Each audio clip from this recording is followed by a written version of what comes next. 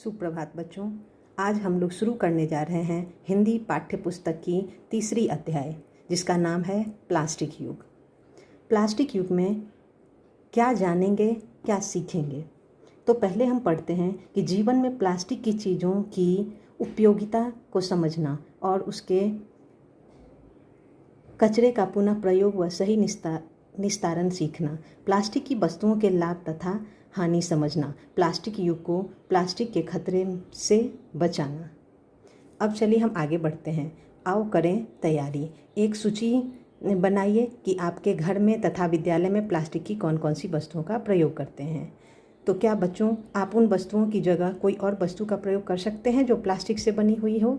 तो देखिए यहाँ प्लास्टिक की वस्तुएं और विकल्प दोनों आपको लिखना है। तो मैं नीचे लिखती हूँ जो प्लास्टिक की कुछ वस्तुएं और उसका विकल्प भी। तो पहला है गिलास, जिसका विकल्प है कि हम स्टील और तांबा का भी प्रयोग कर सकते हैं प्लास्टिक की जगह। बाल्टी जो प्लास्टिक की होती है उसके जगह हम लोहे या पीतल के बाल्टी का प्रयोग कर सकते हैं। कुर्सी जो लकड़ी का भी बना सकते हैं और स्टील से भी बना सकते हैं। थैला जो कपड़ा और जूट दोनों से बनाया जा सकता है। अब है डिब्बा, जो कि हम टीन से भी बना सकते हैं और लोहे से भी बना सकते हैं। आइए आपको कुछ वर्ष पहले के समय में ले चलते हैं।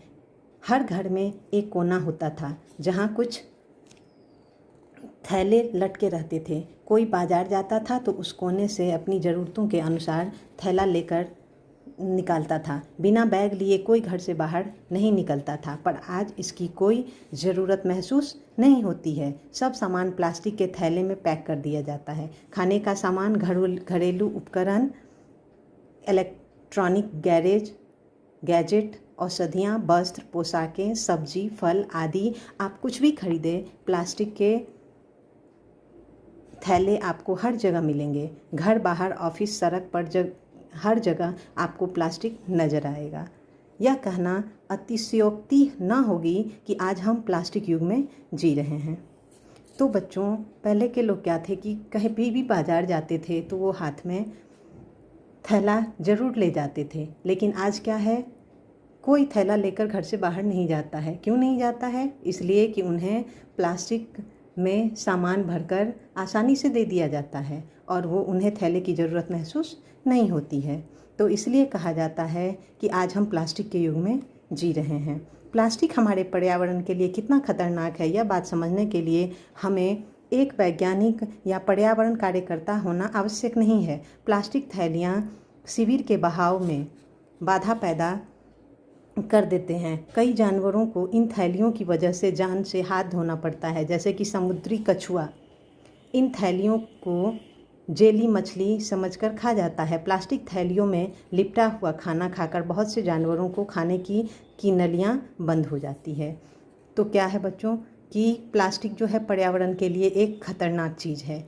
यह बात समझने के लिए हमें कोई वैज्ञानिक होना ज़रूरी नहीं है, बस हमें यह समझना है कि प्लास्टिक पर्यावरण को कैसे दूषित करता है। हम उसको जल में फेंक देते हैं, कहीं भी फेंक देते हैं, जिससे जानवर उसको खा करके बीमार हो जाते हैं या बहुत से जानवर लुप्त हो रहे हैं।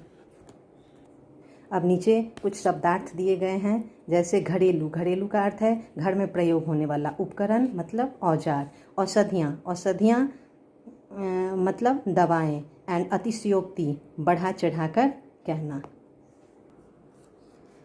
अब जब मछलियाँ खा जाती है या कछुए उस प्लास्टिक को खा लेते हैं तो उनकी मृत्यु का कारण बन जाता है प्लास्टिक। जिस रसायनों में ये थैलियाँ बनाई जाती है वे हमारे स्वास्थ्य के लिए अत्यंत हानिकारक है और इन्हीं में हम खाने पीने के पदार्थों को लपेटते हैं। जिसके अलावा पेंट, इमल्शन तथा प्लास्टिक की चीज़ों में प्रयोग किए जाने वाले रासायन भी हमारे स्वास्थ्य के लिए खतरा पैदा करते हैं। अब सवाल यह उठता है कि यदि प्लास्टिक इतना खतरनाक है तो हमारे जीवन में इतना ज़रूरी कैसे हो गया। अब बच्चों प्रश्न ये उठता है कि जब हम जानते हैं कि प्लास्टिक इतना खतरनाक है हमारे लिए, फिर वह हमारे जीवन का एक अंग कैसे बन गया, हमारे लिए इतना ज़रूरी कैसे हो गया। तो चलिए जानते हैं अगले पॉइंट से कि प्लास्टिक पेट्रोलियम से बनता है। बहुत हल्का, अत्यंत मजबूत, आसानी से उठाया जा सकने वाला प्लास्टिक को किसी भी आकार में ढाला जा सकता है। सख्त होने के बावजूद इसमें लचीलापन भी बहुत है। प्लास्टिक क्या है? अत्यंत हल्का होता है, मजबूत भी होता है, आसानी से उठाया जा सकता है और किसी भी आकार में ढाला जा सकता है। इसको सख्त होने के बावजूद इसमें लचीलापन भी बहुत है। इसे हम चाहे तो पारदर्शी या अपारदर्शी दोनों ही बना सकते हैं। बिजली इसमें से पास नहीं हो सकता।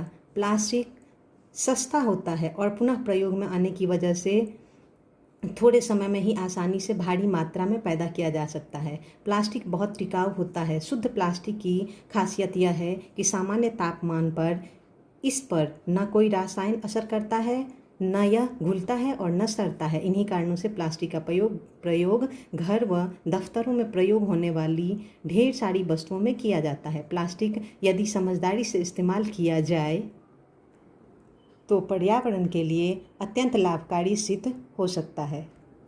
तो बच्चों, हम समझ गए कि प्लास्टिक का प्रयोग ज़्यादा से ज़्यादा हम क्यों करते हैं। क्योंकि ये हल्का होता है, मजबूत भी होता है और कम समय में ही किसी भी आकार में इसको ढाला जा सकता है। बहुत कम समय लगता है इसको बनने में और यह पेट्रोलियम से बना होता है। और यही और भी बहुत सारे कारण हैं जिसके कारण हम प्लास्टिक का प्रयोग करते हैं।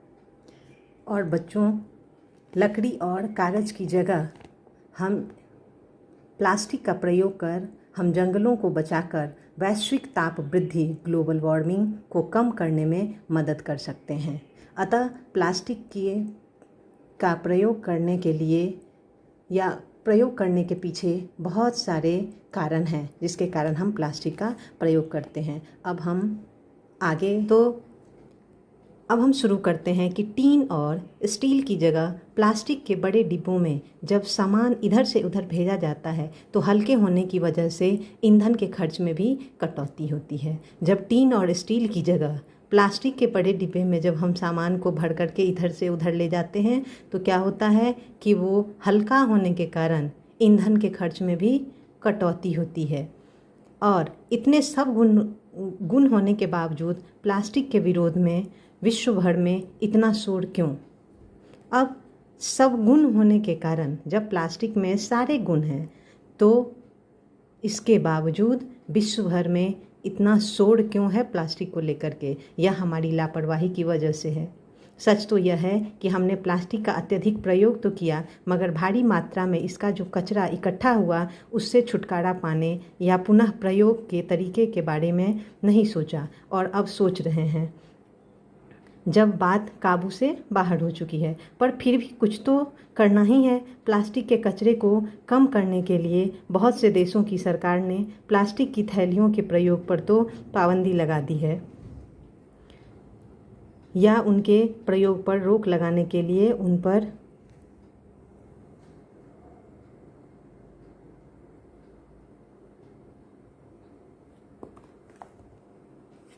टैक्स लगा दिया है। दिल्ली सरकार ने एक बिल के द्वारा प्लास्टिक के प्रयोग पर पाबंदी लगा दी है। इसके साथ ही नए नए प्रयोग और इस बात की रिसर्च की जा रही है कि प्लास्टिक वेस्ट का सही प्रयोग कैसे किया जाए। तो बच्चों, अब हम बात करते हैं कि प्लास्टिक में सारे गुण हैं बावजूद लोग आवाज़ें क्यों उठा रहे हैं इसके लिए। प्लास्टिक के विरोध में विश्व भर में इतना शोर क्यों मचा हुआ है? यह हमारी लापरवाही की वजह है। क्यों? क्योंकि सच तो यह है कि हमने प्लास्टिक का अत्यधिक प्रयोग तो किया मगर भारी मात्रा में इसका जो कचरा इकट्ठा हुआ उससे छुटकारा पाने या पुनः प्रयोग करने के लिए तरीकों के बारे में नहीं सोचा। समझ गए? अब चलिए हम आगे बढ़ते हैं। क्योंकि बहुत से प्लास्टिक के प्रयोग से क्या है कि बहुत सारे जो गवर्नमेंट है, जो सरकार है, जैसे दिल्ली सरकार ने एक बिल के द्वारा प्लास्टिक के प्रयोग पर पाबंदी लगा दी है और इसके साथ ही नए नए प्रयोग और नई बात की रिसर्च की जा रही है कि प्लास्टिक वेस्ट का सही प्रयोग कैसे किया जाए। अब बच्चों, हम देखेंगे कि वैज्ञानिकों ने जो खोज की है उसके अनुसार बेकार प्लास्टिक जो विट्यूमन के साथ मिलाकर सड़कों के निर्माण के प्रयोग कर सकते हैं, इस तरह बनी सड़कें अधिक मजबूत पाई गई है। नागपुर के एक इंजीनियरिंग कॉलेज के प्रोफेसर ने एक मशीन का निर्माण किया है जो प्लास्टिक थैलियों और अन्य प्रकार से आए हुए प्लास्टिक में से ईंधन निचोड़ सकता है। तो बच्चों, हम कह सकते हैं कि प्लास्टिक का जो प्रयोग है, अगर सही प्रयोग किया जाए तो वो बेकार नहीं है, क्योंकि वैज्ञानिकों ने खोज किया है कि बेकार प्लास्टिक को विट्यूमन के साथ मिलाकर सड़कों का यदि निर्माण किया जाए, सड़कों के निर्माण में यदि प्रयोग किया जाए तो इस तरह से बनी सड़कें अधिक मजबूत पाई गई है और इस तरह से बनाई गई सड़कें अधिक मजबूत होती है। जैसे नागपुर के एक इंजीनियरिंग कॉलेज के प्रोफेसर ने एक मशीन का निर्माण किया है जो प्लास्टिक थैलियों और अन्य प्रकार से आए हुए प्लास्टिक में से ईंधन निचोड़ सकती है।